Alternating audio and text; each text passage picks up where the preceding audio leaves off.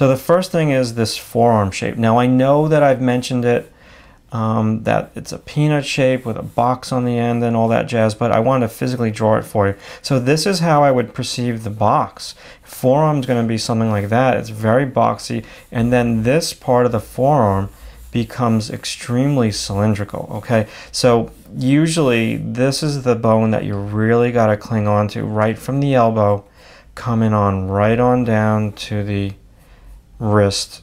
Let me raise this, the ulna.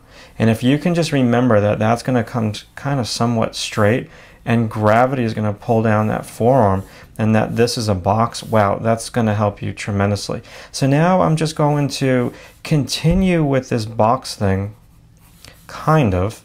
This is what I wanted to point out to you like a little bit more. Do you see this pivot of the knuckles? So you want to think of this as being like round, those knuckles, not a straight line all the time. So now let me just come on back in. Gravity's going to pull down those little finger muscles, and there's really no line that separates the light from the dark on this. It's just mainly front light.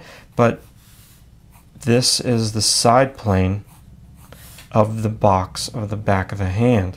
So you've got this pivot, you've got the box of the back of the hand, and you've got the box of the wrist. Okay, now the next thing, and I leave the thumb out. Notice how I do that. That is so important because the thumb can get extremely confusing. Thumb has just got one of those really confusing personalities that we don't like to talk about. So now what I'm going to do is I'm going to look for the pivot of my fingertips.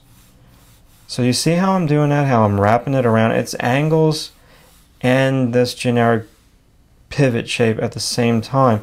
And now let's do it for this joint. It's same thing. It's pivoting around, and I think about that all the time. So I'm using a combination of all these different techniques. So now let me just kind of come on in a little bit more. Your next step would be